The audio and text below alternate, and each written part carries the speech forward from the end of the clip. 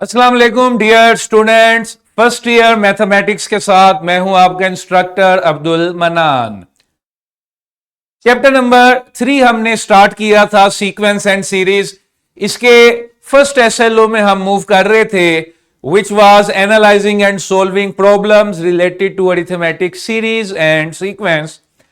Series वाला portion हमने discuss किया और लास्ट लेक्चर में कुछ डेरिवेशंस भी हमने की, जिसमें हमने एन टर्म्स के सम का फॉर्मूला ड्राइव किया कि अगर हम किसी अरिथमेटिक सीरीज में एन टर्म्स तक सम अप करना चाहते हैं तो क्या फॉर्मूला यूज करेंगे। आज हम एक्सरसाइज नंबर 3.3 में से कुछ क्वेश्चंस का इंतखाब करेंगे। यह नॉलेज 3.3 का सेकंड लेक्चर है, जिसमें एक्सरसाइज नंबर 3.3 को डिस्कस किया जाएगा।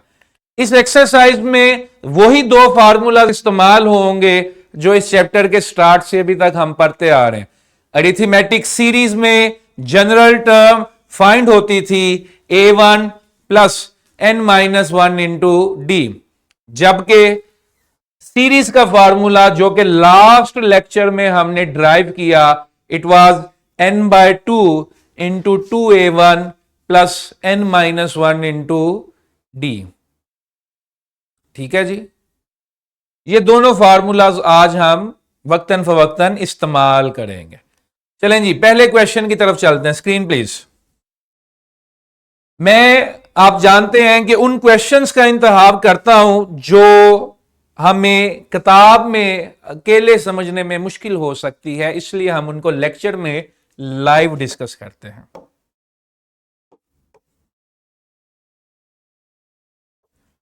कहते जी सम ऑफ द कंपोनेंट्स, ये सारी चीजें बेसिकली फाइंड करें। a1 n d s n, ये तमाम चीजें आपने फाइंड करनी है।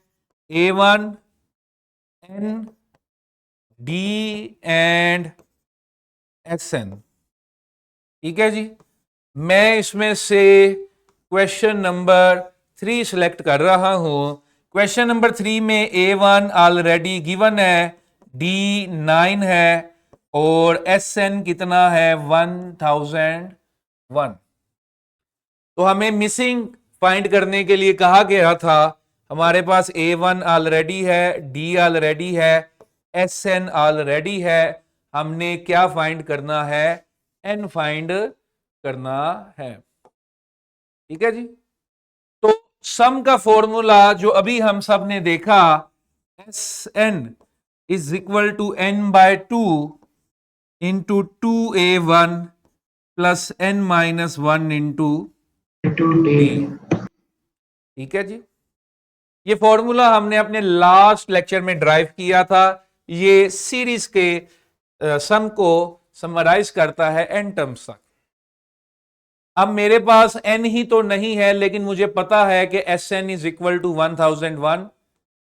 n मैंने फाइंड करना है, a1 इज 13, n मैंने फाइंड करना है, d इज 9।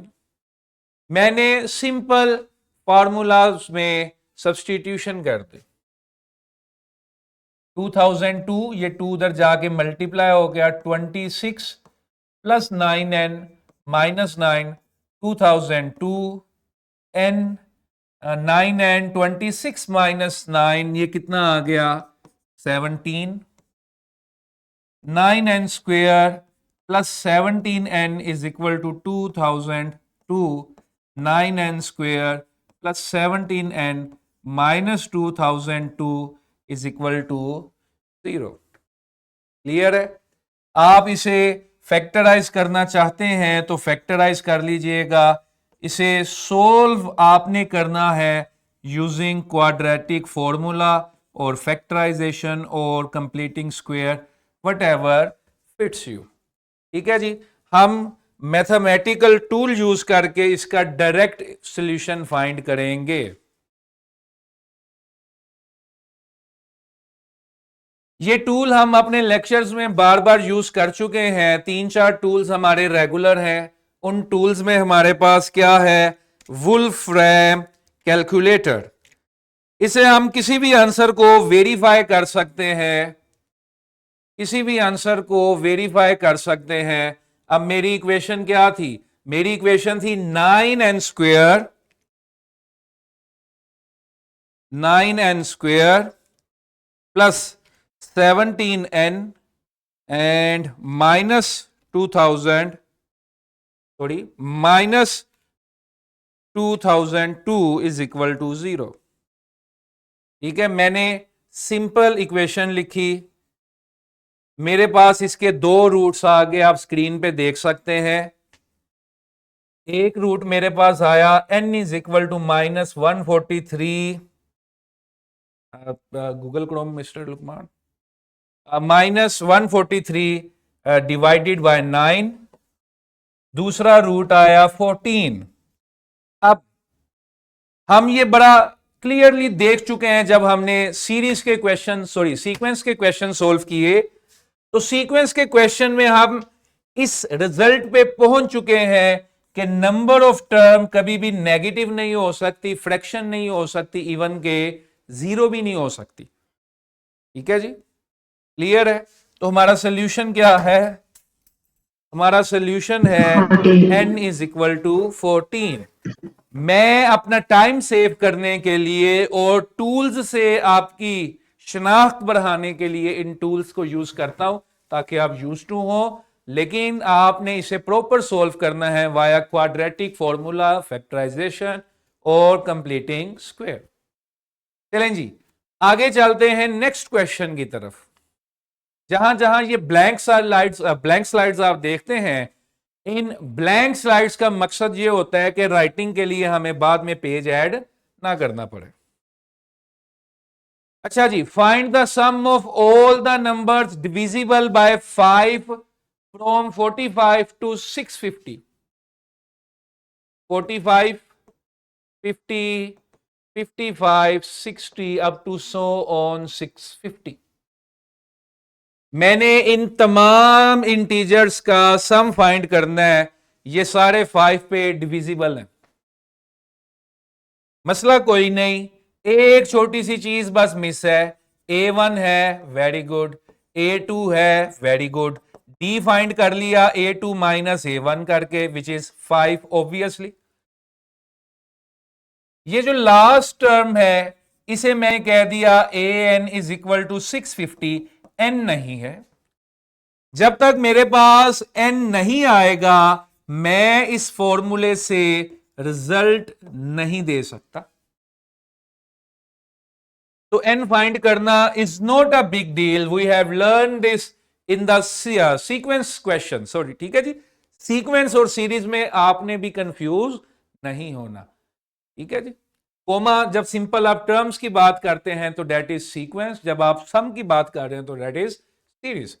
अच्छा जी, an was equal to a1 plus n minus 1 into d, ये आ गया 650, ये आ गया 45, n मैंने फाइंड करना था, d है 5। ठीक है जी, 605 बटा 5 जमा 1 इज इक्वल टू n। तो ये कितना आ गया? 121 और 122। क्लियर है जी? 122। अब सम पे आ जाए n/2 2a1 plus n minus 1 into D. मैंने 122 टर्म्स का सम फाइंड करना है।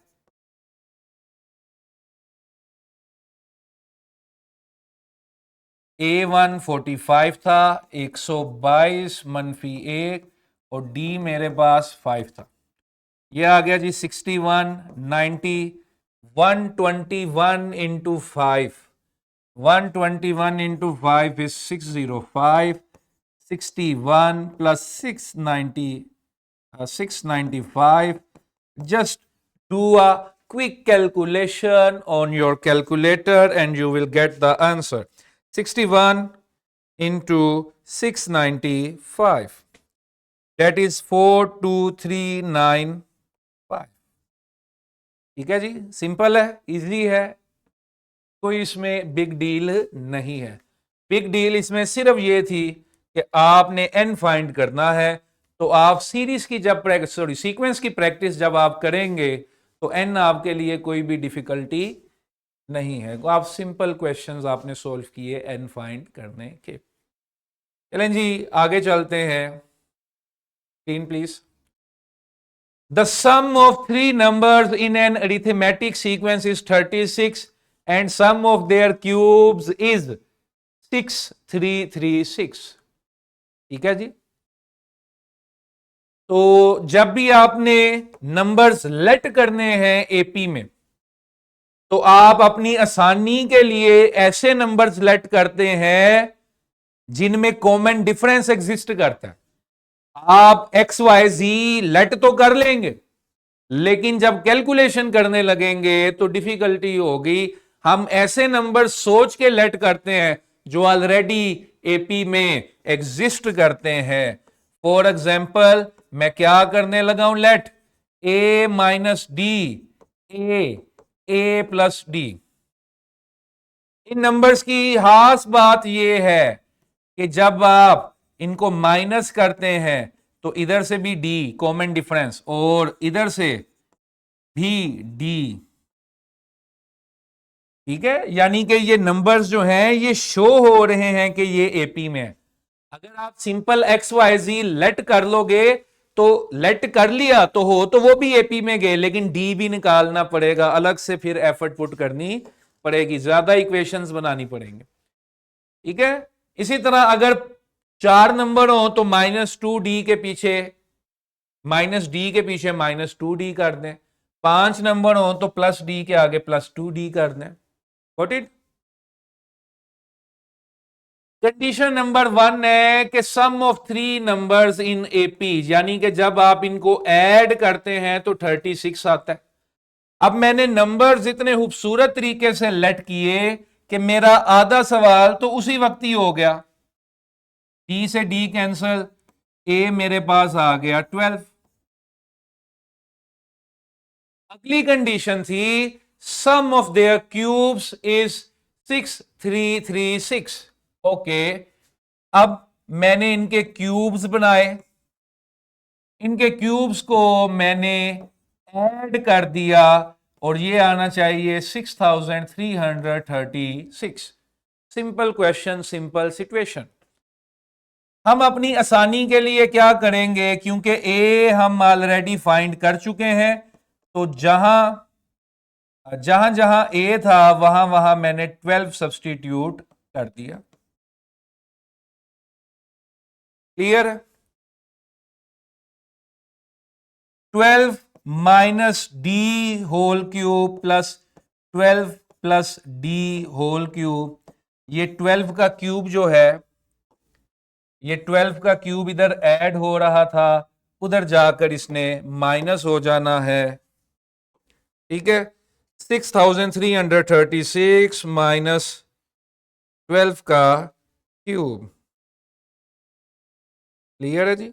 कितना आंसर आ गया, आप सब अपने कैलकुलेटर अपने हाथ में रखिए।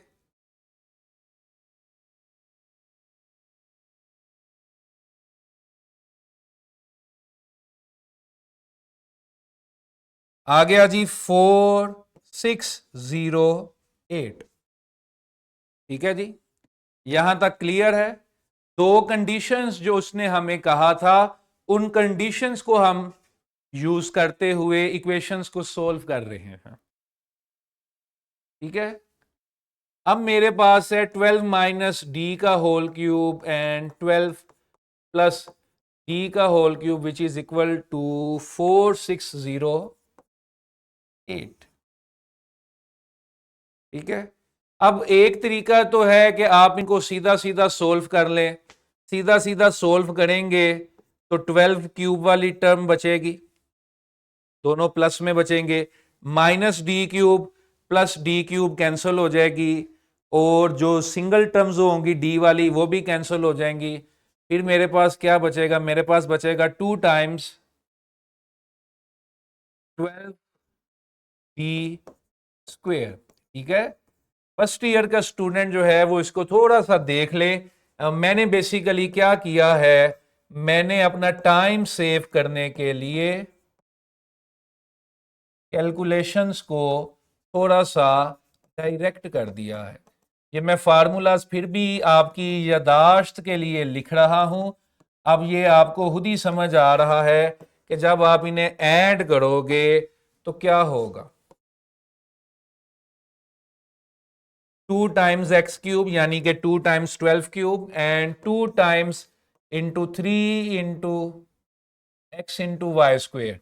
यहां पर हमारा एक अदद 3 मिस है, वो 3 हम लगा देते हैं। ठीक है जी, सिंपल स्टूडेंट्स। अब 12 का क्यूब देखें जी, 12 का क्यूब हमारे पास आता है 1728, 2 3 6 6 12 72 d square is equal to 4608।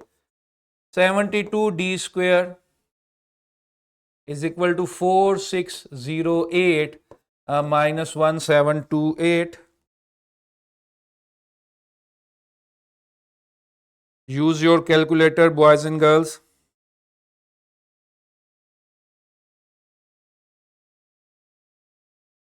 मेरे पास आ गया 72 d square is equal to 2880। इसको डिवाइड कर देंगे 72 से।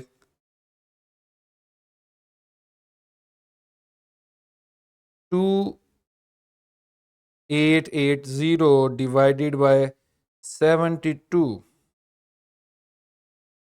तो ये आ गया जी 40। और 40 का जब अंडर रूट आप लेंगे तो ये प्लस माइनस अंडर रूट 40। ठीक है, just look have a quick look at the calculations. एक चीज में मिस होगी हमारे से कैलकुलेशन में, इसे हम फौरन ठीक कर लेते हैं। इसलिए मैं हमेशा कहता हूं कि कैलकुलेशंस क्योंकि लाइव हो रही होती हैं तो लाइव पार्टिसिपेट किया करें। ठीक है, वो मैंने 12 का क्यूब तो लिया, 12 का क्यूब तो लिया, लेकिन उसको 2 से मल्टीप्लाई करना भूल गए। तो ये जब 2 से मल्टीप्लाई कर देंगे ये आ जाएगा 3456 plus 72D is equal to 4608। तो मैथ्स में जब भी आप क्वेश्चन कर रहे होंगे आपका आंसर आपको इंडिकेट कर देता है कि क्या आप सही सीमत में जा रहे हैं कि नहीं जा रहे। ये आ गया जी 1152। 1152 को डिवाइड किया 72 से, तो ये हमारे पास आ गया 16। डी की एक वैल्यू +4 और एक वैल्यू -4। लेकिन हमारा असल मकसद डी फाइंड करना, ए फाइंड करना नहीं था। हमारा असल मकसद जो था वो क्या फाइंड करना था, नंबर्स। नंबर्स मेरे पास क्या थे स्टूडेंट्स, नंबर्स मेरे पास क्या थे, नंबर मेरे पास थे a minus D, A plus D. A की वैल्यू फिक्स थी, डी एक दफा +4 के साथ चलेगा, एक दफा -4 के साथ चलेगा। तो 12 - 4 8, 12 12 जमा 4 16। ठीक है जी, 12 - 4 16, 12 8। तो नंबर्स हमने देखा कि वही हैं, लेकिन सीक्वेंस उल्टा चल रहा है एक दफा, यानी कि प्लस डी एक दफा सीधा चल रहा है, आगे बढ़ रहा है +4 के साथ, एक दफा पीछे आ रहा है -4 के साथ। ठीक है जी, got it. Any question from this? जी रेहान। सर ये 8 के बाद 16 कैसे आया? इसके बाद 16 कैसे आया? सर ये जो टेबल है लास्ट में जो 8 आया, ये देखें ना, ए आपके पास 12 था, ई आपके पास 4 था, पहला नंबर माइनस, तो 12 - 4 8। दूसरा नंबर ए इटसेल्फ यानी कि 12। तीसरा नंबर ए प्लस डी यानी कि 12 + 4 16। तो 8 12 16, 4 4 का कॉमन डिफरेंस। ठीक है, अब यहां पर 16 इस तरह से आया कि ए की जगह 12 और डी की जगह -4। डी की 2 सॉल्यूशंस आई है ना आपके पास, Yes, sir. तो यहां पर जब आप माइनस रखेंगे तो 12 minus minus 4 is 16। Got it? Yes, sir. Got it. चलें जी आगे बढ़ें। चलें जी इसी को आज फिनिश करते हैं, इख्तिताम करते हैं। कल हम इंशाल्लाह इसके कुछ मज़ीद क्वेश्चंस करेंगे। इस एक्सरसाइज में कलेक्टिवली 20-22 क्वेश्चंस हैं, बाकी क्वेश्चन इंशाल्लाह हम कल करेंगे। ठीक है जी।